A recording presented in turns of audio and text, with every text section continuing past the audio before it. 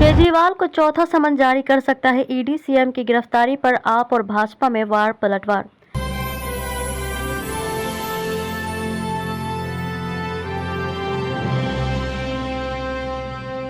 प्रवर्तन निदेशालय ईडी दिल्ली के मुख्यमंत्री अरविंद केजरीवाल के उस पत्र की समीक्षा कर रहा है जिसमें उन्होंने एजेंसी के समक्ष पेश होने से इनकार कर दिया है।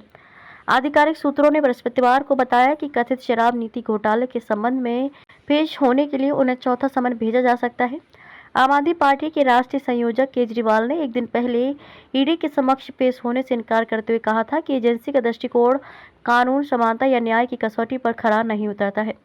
सूत्रों ने कहा कि समन को अवैध बताने के उनके आरोपों को खारिज करते हुए एजेंसी नया समन भेज सकती है। गिरफ्तार कर चुनाव प्रचार से रोकना चाहती है भाजपा। आबकारी मामले में ईडी के समन पर मचे सियासी घमासान के बीच दिल्ली के मुख्यमंत्री अरविंद केजरीवाल ने खुद मोर्चा संभाला है। मुख्यमंत्री का दावा है कि इसमें कोई भ्रष्टाचार नहीं हुआ। ईडी को अभी तक सबूत नहीं मिले हैं, जबकि पिछले 2 साल से शराब घोटाले की चर्चा हो रही है और जांच एजेंसी कई रेड मार चुकी है। केजरीवाल का आरोप है कि फर्जी मामले में जांच एजेंसी ने आपके कई नेताओं को जेल में डाल रखा है।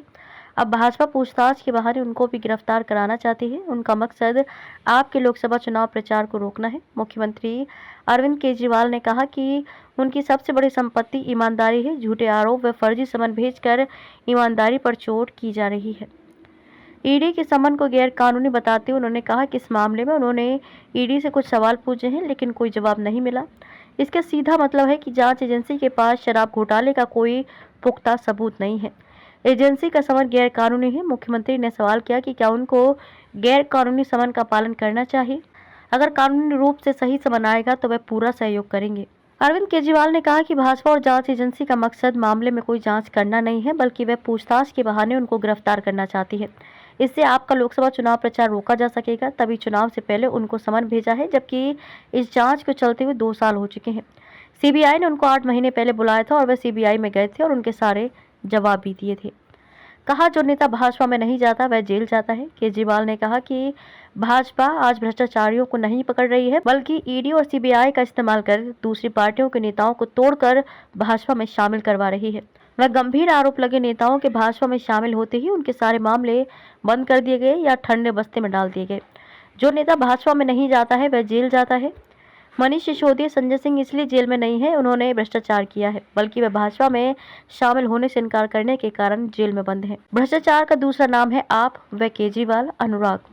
केंद्रीय मंत्री अनुराग ठाकुर ने बृहस्पतिवार को कहा कि ईमानदारी के चैंपियन होने का दावा करके सत्ता में आए दिल्ली के मुख्यमंत्री अरविंद केजरीवाल और उनकी आम आदमी पार्टी अब भ्रष्टाचार का दूसरा नाम बन चुके हैं। ठाकुर की यह टिप्पणी केजरीवाल के नेतृत्व वाली दिल्ली सरकार की मोहल्ला क्लिनिकों में नकली दवाओं की आपूर्ति मामलों की सीबीआई जांच की सिफारिश के बाद आई है।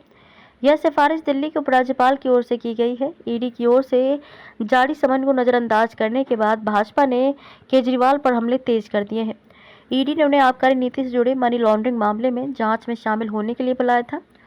ठाकुर ने कहा कि दिल्ली सरकार के एक के बाद एक घोटाले सामने आ रहे हैं। उनकी ओर से ईमानदारी का प्रमाण पत्र पाए हुए उप मुख्यमंत्री, मंत्री और सांसद सलाखों के पीछे हैं।